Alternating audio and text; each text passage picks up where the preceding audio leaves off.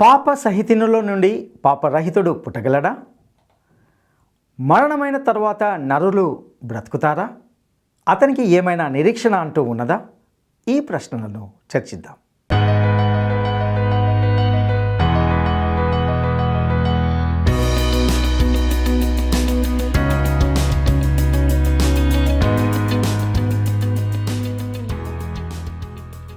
క్రీస్తునందు ప్రియమైన ప్రేమధార టీవీ వీక్షకులందరికీ మన ప్రభువును రక్షకుడైన యేసుక్రీస్తు శక్తిగల నామంలో శుభములు తెలియజేస్తున్నాం. నేటి మన ధ్యాన భాగంగా యోబు గ్రంథము 14-15 అధ్యాయాలను ధ్యానించుకోబోతున్నాం. ఈ అధ్యాయంలో మనందరికీ అనగా మనందరి దీనస్థితిని గుర్తు చేస్తుంది. జీవితం యొక్క లోతైన ఉద్దేశాన్ని ఆలోచించమని ఇది ప్రోత్సహిస్తుంది. అదే సమయంలో నిరీక్షణ అనే ఆశావాదాన్ని కూడా వెలిగిస్తుంది. ఈ మర్త్య జీవితానికి ఆవల దేవునితో పునరుద్ధరించబడినటువంటి సంబంధము కలిగి ఉండాలని ఇది కోరుతుంది. ఈ భాగము మానవ జీవితంలోని అల్పకాల కష్టాలను, బాధలను ప్రతిబింబిస్తూ మనిషి రోజులను త్వరగా వాడిపోయే పువ్వుతో లేదా నిలవలేని నీడతో పోల్చడం ద్వారా ప్రారంభమవుతుంది. యోబు ఈ అధ్యాయాన్ని ముగించేటప్పుడు మరణము తప్పదని, ఎవరికీ మినహాయింపు కాదని అనివార్యతను, దాని యొక్క ఉద్దేశాన్ని గమనిస్తాం. యోబు స్వయంగా మానవ జీవితం యొక్క క్షణిక స్వభావాన్ని, మరణం యొక్క అనివార్యతను ఆలోచిస్తాడు. అయినప్పటికీ తన విలాపాల మధ్య అతడు తన పరిస్థితులకు మించి మరణం తర్వాత కలిగే నిరీక్షణను కూడా చూస్తున్నాడు. అదేవిధంగా యోబు స్నేహితుల్లో ఒకడైన ఎలీఫజు సమర్పించిన సవాలుతో కూడిన ప్రసంగం, అతడు తన 2వ విడత మాటల్లో కఠినమైన వైఖరిని కూడా ఇక్కడ గమనిస్తాం. ఇక సందేశాన్ని విందామా? ప్రియ శ్రోతలు, ఈ రోజున మన వాక్య భాగం యోబు గ్రంథం 14-15 అధ్యాయాలు. 14వ అధ్యాయం 1వ వచనం నుండి వినండి. యోబు మాట్లాడుతున్నాడు. స్త్రీ కన్న నరుడు కొద్ది దినముల వాడై మిక్కిలి బాధ నొందుతాడు. పువ్వు వికసించినట్లు వాడు పెరిగి వాడిపోతాడు. నీడ కనబడకపోయినట్లు వాడు నిలువక పారిపోతాడు. అటివాని మీద దేవా, నీవు కనుదృష్టి ఉంచావు. తీర్పు నొందడానికి నన్ను నీ ఎదటికి రప్పించావు. పాప సహితునిలో నుండి పాపరహితుడు పుట్టగలిగితే ఎంత మేలు! అలాగున ఎవడూ పుట్టనేరడు. నరుల ఆయుష్కాలము పరిమితి గలది. వారి నెలల సంఖ్య నీకు తెలిసే ఉన్నది. మించజాలని వయఃపరిమాణం నీవు వారికి నియమించి ఉన్నావు. శ్రోతలు, యోబు ఆలోచనల్లో కొన్ని మచ్చు తునకల్లాంటివి మనకెంతో ఆసక్తి కలిగిస్తాయి. బాధ ప్రతి మానవుని జీవితంలో సామాన్యమే. ఎలీఫజు అన్నట్లు మానవుడు శ్రమానుభవానికే పుడుతున్నాడు.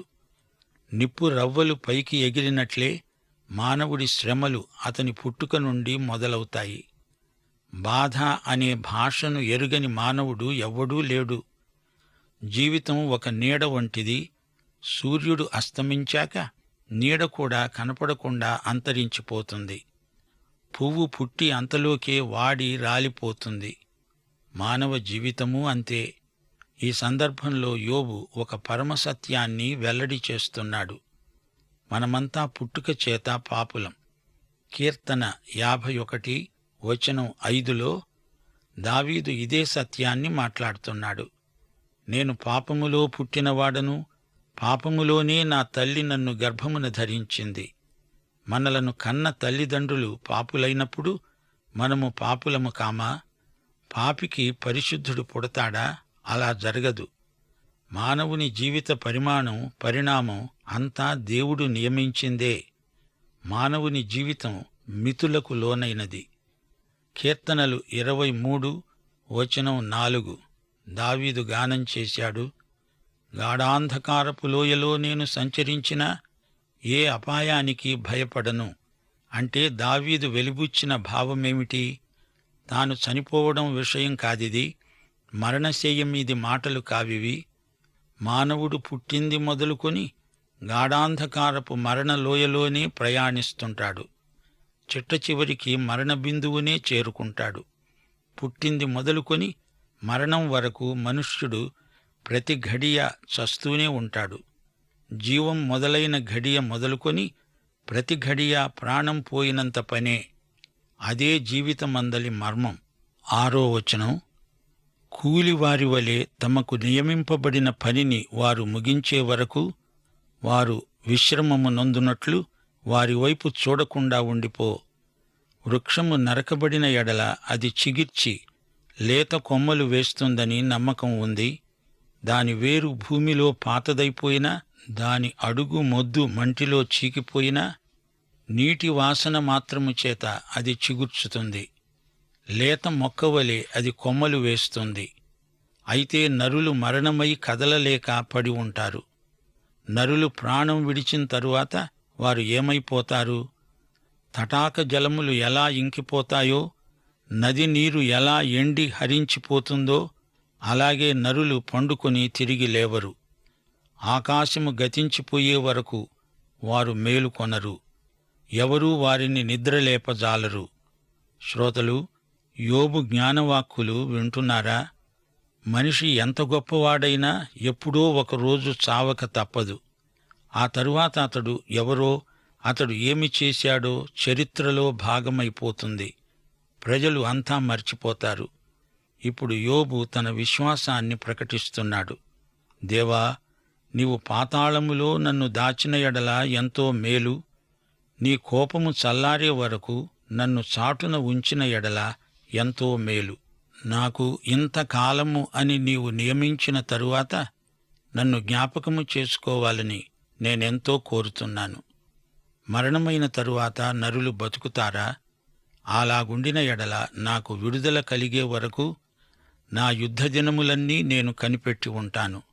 నీవు పిలుస్తావు, నేను నీకు ప్రత్యుత్తరమిస్తాను. నీ హస్తకృత్యము ఎడల నీకు ఇష్టం కలుగుతుంది. అయితే ఇప్పుడు నీవు నా అడుగుజాడలను లెక్కపెడుతున్నావు. నా పాపాన్ని నీవు సహించలేకపోతున్నావు. నా అతిక్రమము సంచిలో ముద్రించబడి ఉన్నది. నేను చేసిన దోషాన్ని భద్రంగా ఉంచావు. పర్వతమైనా పడిపోయి నాశనమవుతుంది, కొండ అయినా దాని స్థానం తప్పుతుంది. శ్రోతలు, యోబు అడిగే ప్రశ్నలు నాటి నుండి నేటి వరకు సర్వసాధారణమైనవి. చచ్చిన మనిషి తిరిగి బతుకుతాడా? చనిపోతూ యోబు అంటున్నాడు, దేవుడు నన్ను పిలుస్తాడు, నేను పలుకుతాను. మరణం అంతం కాదు, అదొక కొత్త ఆరంభం. దేవుడు మాట్లాడతాడు. యోబు గ్రంథం 19వ అధ్యాయం 25 నుండి 27వ వచనం వరకు, నా విమోచకుడు సజీవుడు, తరువాత ఆయన భూమి మీద నిలుస్తాడు. నా చర్మం చీకిపోయిన తరువాత శరీరముతో నేను దేవుణ్ణి చూస్తాను. నా మటుకు నేనే చూస్తాను, మరి ఎవరూ కాదు. నేనే కన్నులార ఆయనను చూస్తాను. ఈ అధ్యాయమంతా మరణాన్ని గురించిన యోబు ప్రవచన దర్శనం. ఈ అధ్యాయం మొత్తం మా శ్రోతలు మరొకసారి చదవాలని కోరుతున్నాము. 19వ వచనం, జలము రాళ్లను అరగదీస్తుంది, దాని ప్రవాహము భూమి యొక్క ధూళిని కొట్టుకొని పోతుంది. నీవైతే నరుల ఆశను భంగపరుస్తున్నావు. నీవు ఎల్లప్పుడూ వారిని గెలుస్తున్నావు గనుక వారు గతించిపోతారు. నీవు వారికి ముఖవికారము కలుగజేసి వారిని వెళ్ళగొడుతున్నావు. వారి కుమారులు ఒకవేళ ఘనత వహించినా అది వారికి తెలియదు. వారు ఒకవేళ అణిగిపోయినా అట్టి గతి వారికి పట్టిందని వారు గ్రహించరు. తమ మట్టుకు తామే శరీరమందు నొప్పి నొందుతారు. తమ మట్టుకు తామే ప్రాణమునందు దుఃఖపడతారు. ప్రియశ్రోతలు, యోబు పరిస్థితిని మనం సానుభూతితో అర్థం చేసుకోవాలి. విశ్వాసికి వచ్చే శ్రమలన్నీ విశ్వాస పరీక్షలే. యోబు 23వ అధ్యాయం 10వ వచనంలో అతడే స్వయంగా సాక్ష్యం పలికాడు. నేను నడిచే మార్గము ఆయనకు తెలుసు. ఆయన నన్ను శోధించిన తరువాత నేను సువర్ణము వలె కనపడతాను. అంటే నాకు సంభవించిందంతా, అందలి ప్రతి వివరము నా దేవునికి తెలుసు. యోబు అంటున్న ఈ మాటకు రోమాపత్రిక 8వ అధ్యాయం 28వ వచనంలో పౌలు చెప్పింది జత చేసి చూడండి. దేవుణ్ణి ప్రేమించేవారికి అనగా ఆయన సంకల్పము చొప్పున పిలువబడిన వారికి సమస్తము వారి మేలుకే సమకూడి జరుగుతుంది. అంటే నాకు సంభవించిందంతా నా పట్ల దేవుని సంకల్ప ప్రణాళికలో భాగమే. ఆయన సమస్తము నా మేలుకే సమకూడి జరిగేటట్లు చేస్తాడు. ఇందులో దేవుని ప్రేమ, జ్ఞానము, సర్వశక్తి ద్యోతకమవుతాయి. ఏది జరిగినా ఉత్తరోత్తర అది విశ్వాసుల మేలుకే. ఇప్పుడు 15వ అధ్యాయంలోకి వస్తున్నాము. తేమానీయుడైన ఎలీఫజు మాట్లాడుతున్నాడు. 15వ అధ్యాయం 2వ వచనం నుండి, జ్ఞానము గలవాడు నిరర్ధకమైన తెలివితో ప్రత్యుత్తరమియ్యవచ్చునా? తూర్పుగాలితో తన కడుపు నింపుకొనవచ్చునా? వ్యర్థ సంభాషణల చేత వ్యాజ్యమాడవచ్చునా? నీవు భయభక్తులను వ్యర్థం చేస్తున్నావు. దేవుని గూర్చిన ధ్యానాన్ని హీనపరుస్తున్నావు. నీ మాటల వలన నీ పాపం తెలిసిపోతోంది. వంచకుల పలుకులే నీవు పలుకుతున్నావు.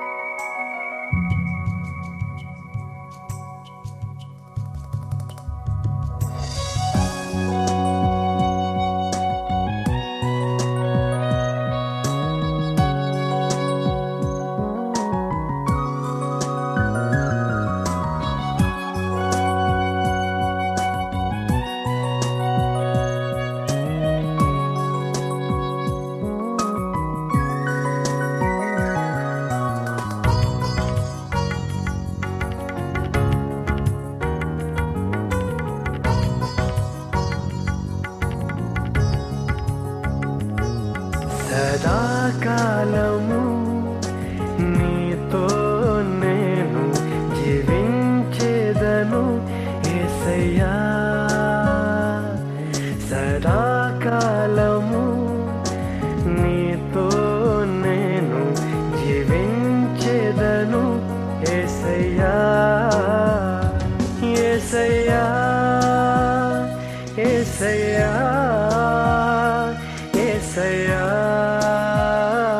యేసయ్యా, యేసయ్యా, యేసయ్యా, యేసయ్యా, యేసయ్యా.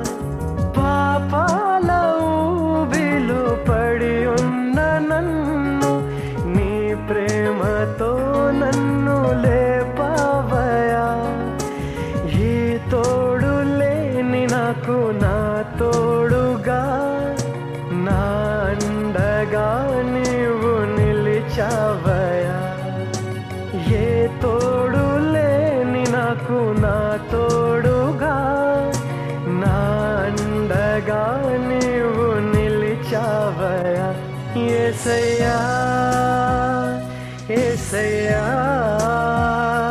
యేసయ్యా, యేసయ్యా, యేసయ్యా, యేసయ్యా, యేసయ్యా, యేసయ్యా. సదాకాలము నీతో నేను జీవించేదను యేసయ్యా.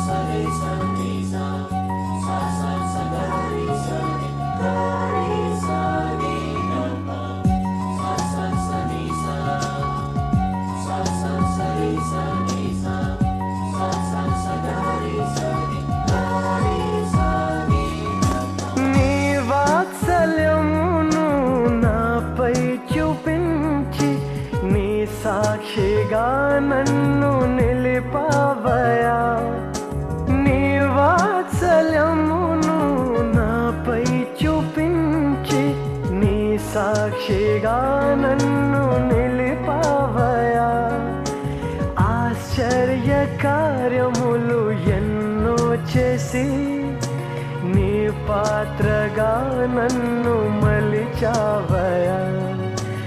ఆశ్చర్య కార్యములు ఎన్నో చేసి నీ పాత్రగా నన్ను మలిచావయా. యేసయ్యా యేసయ్యా యేసయ్యా యేసయ్యా యేసయ్యా యేసయ్యా యేసయ్యా యేసయ్యా. సదాకాలము నీతో నేను జీవించేదను యేసయ్యా. సదాకాలము నీతో నేను. ప్రియ శ్రోతలు, యోబు స్నేహితులు చేస్తున్న ఉపన్యాసాల తీరు గమనించారా? ప్రతి ఒక్కరికి యోబు జవాబు చెప్తున్నాడు. ఇది వీరి ఉపన్యాసాల వలయంలో రెండో విడత. ఎలీఫజు ఆధ్యాత్మికవాది, ఆత్మాశ్రయ బోధకుడు. తన దర్శనాన్ని, స్వప్నాన్ని ఆధారం చేసుకుని మాట్లాడతాడు. కేవలం నీ సొంత అనుభవం మీద ఆధారపడిన వేదాంతం చాలా ప్రమాదకరం. మనుషుల అనుభవాలు అనేక విధాలు, కాని సత్యం ఒక్కటే, అదే దేవుని వాక్కు. దేవుని వాక్యంతో సరిపడని అనుభవాలు విశ్వాసులను పెడతోవ పట్టిస్తాయి. ఎలీఫజు యోబును విమర్శిస్తున్నాడు. యోబు మాటలు వ్యర్థమైనవి అంటున్నాడు. యోబు సాక్ష్యానికి అతడు విలువ ఇవ్వటం లేదు. 6వ వచనం. ఎలీఫజు అంటున్నాడు, యోబు, నేను కాదు, నీ మాటలే నీ దోషాన్ని స్థాపిస్తున్నాయి. నీ పెదవులే నీ మీద సాక్ష్యం పలుకుతున్నాయి. మొదట పుట్టిన పురుషుడవు నీవేనా? నీవు పర్వతాలకు ముందుగా పుట్టినవాడవా? దేవుని ఆలోచన సభలో చేరావా? మేము ఎరుగనిది నీవేమి ఎరుగుదువు? మేము గ్రహింపనిది నీవేమి గ్రహించగలవు? చాలా వయస్సు మీరిన పురుషులు, నెరసిన వెంట్రుకలు గలవారు మాలో ఉన్నారు. నీ తండ్రి కంటే వారు చాలా పెద్దవారు. దేవుడు సెలవిచ్చిన ఆదరణ నీకు తేలికగా ఉన్నదా? ఇట్లు నీతో మృదువుగా మాట్లాడిన వాక్యము తేలికగా ఉన్నదా? యోబు, నీవు తెలివిమాలిన వాడివి అంటున్నాడు ఎలీఫజు. యోబుకు ఈ ముగ్గురు స్నేహితుల వలన ఎట్టి ఆదరణ కలగలేదు. ఎలీఫజు తన 2 సహబోధకులను సమర్థిస్తున్నాడు. యోబు, నీ హృదయము ఎందుకు కుంగిపోయింది? నీ కన్నులు ఎర్రబారినవి ఎందుకు? దేవుని మీద ఆగ్రహపడతావా? శుద్ధుడు అవడానికి నరుడు ఏపాటివాడు? నిర్దోషి అవడానికి స్త్రీకి పుట్టినవాడు ఏపాటివాడు? అవును, మనుష్యులందరూ పాపులు. కాని ఎలీఫజు, బిల్దదు, జోఫరు ఈ ముగ్గురూ కలిసి యోబును ఘోర పాపిగా చిత్రీకరిస్తున్నారు. ఆ పాపాన్ని ఒప్పుకో అంటున్నారు. యోబు, ఆలోచించు. ఆయన తన దూతలయందు నమ్మిక ఉంచడు. ఆకాశ వైశాల్యము ఆయన దృష్టికి పవిత్రము కాదు. అట్లుండగా హేయుడు, చెడినవాడు, నీళ్లు త్రాగినట్లు దుష్క్రియలు చేసేవాడు మరీ అపవిత్రుడు కదా. శ్రోతలు, ఎలీఫజు చెప్పిన మాట వాస్తవమే. యేసుక్రీస్తు శిలువపై మరణించినప్పుడు ఆయన మానవత అంతటినీ విమోచించాడు. అంతేకాదు, ఆయన సంకల్పమందు నూతన ఆకాశము, నూతన భూమి కలుగనై ఉన్నాయి. ప్రస్తుత ఆకాశం కూడా ఆయన దృష్టిలో పవిత్రము కాదు. ఎలీఫజు ఇంకా మాట్లాడుతున్నాడు. 20వ వచనం. తన జీవితకాలమంతా దుష్టుడు బాధ నొందుతాడు. హింసకునికి ఏర్పడిన సంవత్సరములన్నీ అతడు బాధ నొందుతాడు. యోబు, నీవు చేసిన పాపానికే నీకు ఈ శిక్ష ప్రాప్తించింది. అందుకే పరిస్థితులు నీకు వ్యతిరేకమయ్యాయి. నీ క్షేమము, భద్రత అంతరించాయి. నీకు ఆహారమే కరువైపోయింది. అంధకార దినము నీకు సమీపించింది. ప్రియ శ్రోతలు, ఎలీఫజు ధోరణి విచిత్రంగా ధ్వనిస్తోంది గదూ. ఇతనికి కొన్ని సత్యాలు తెలుసు, కాని వాటిని అన్వయించటం తెలియదు. యోబు విషయంలో వీరు చేసిన నిర్ధారణ తప్పు. యోబు స్నేహితుడు ఇంకా ప్రసంగిస్తూ అన్నాడు, శ్రమ వేదన నిన్ను బెదిరిస్తున్నాయి. నీవు దేవుణ్ణి ధిక్కరించి మాట్లాడుతున్నావు. నీవు మూర్ఖుడివి. అందుకే నీ భాగ్యమంతా పోయింది. నీ ఆస్తి నిలువలేదు. నీ సస్యసంపద పాడైపోయింది. దేవుని నోటి ఊపిరి నిన్ను నాశనం చేస్తుంది. నీవు మోసపోయావు. ద్రాక్ష చెట్టు పిందెలు రాల్చినట్లు దేవుడు నిన్ను రాలగొడుతున్నాడు. ఒలీవ చెట్టు పువ్వులాగా నీవు రాలిపడ్డావు. భక్తిహీనుల కుటుంబము నిస్సంతువవుతుంది. నీలాంటి లంచగొండుల గుడారాలు కాల్చివేయబడతాయి. వారు దుష్కార్యాన్ని గర్భమును ధరించి పాపమును కంటారు. వారి కడుపున కపటము పుడుతుంది. ఈ విధంగా ఎలీఫజు యోబును ఆడిపోసుకుంటున్నాడు. ముగ్గురు స్నేహితులు కలిసి యోబును తీవ్రంగా విమర్శించారు. ఎలీఫజు చెప్పిందే మళ్లీ చెప్తున్నాడు. యోబు మూర్ఖుడు, పొగరుబోతూ, అహంకారి, రహస్యంలో ఎన్నెన్నో పాపాలు చేశాడు అంటున్నాడు. యోబు మాటలకు అతడు విలువ ఇవ్వటం లేదు. పూర్వీకులు చెప్పిన మాటలు యోబు వినిపించుకోవటం లేదు అంటున్నాడు. ఎలీఫజు దృష్టిలో తన మాటలు దేవుని మాటలతో సమానం. ఎలీఫజు యోబుకు తీర్పరిగా వ్యవహరిస్తున్నాడు. అసలే యోబు బాధలో ఉన్నాడు. అతనికి ఇప్పుడు ఆదరణ కావాలి.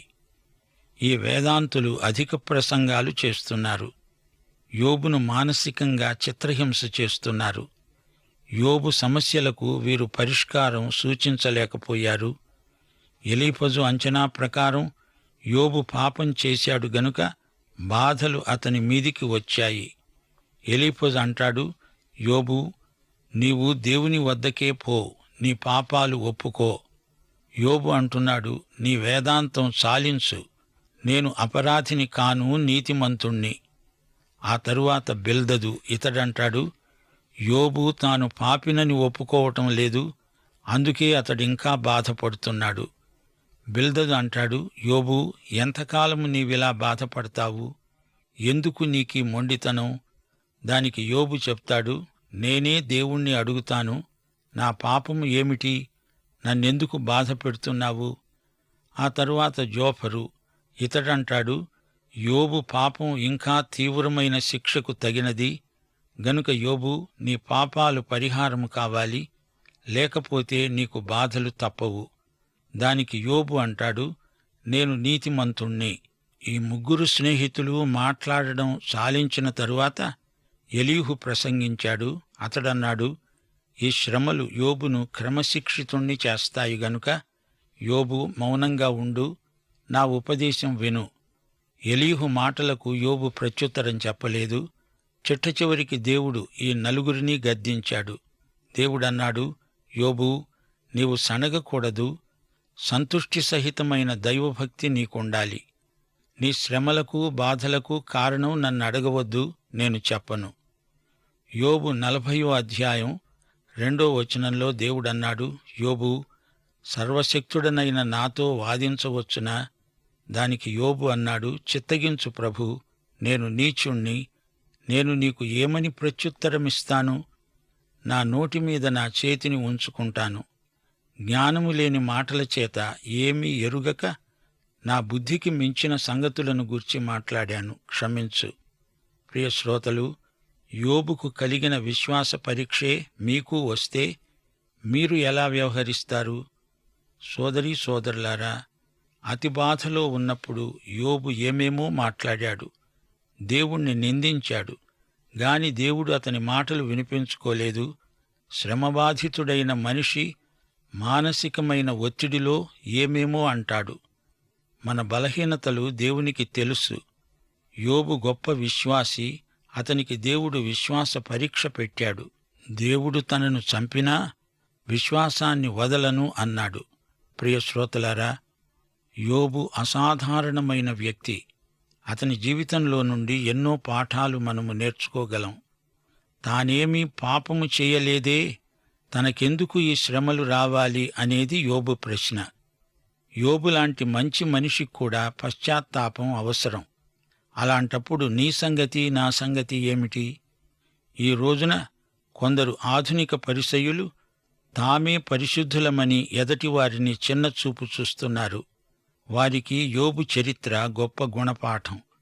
పాఠం సమాప్తం. మన ప్రభు అయిన యేసుక్రీస్తు వారి దివ్యకృప, తండ్రి అయిన దేవుని పరమప్రేమ, పరిశుద్ధాత్మ యొక్క అన్యోన్య సహవాసము, సమాధానము మనకందరికీ సదాకాలము తోడై ఉండునుగాక. ఆమేన్.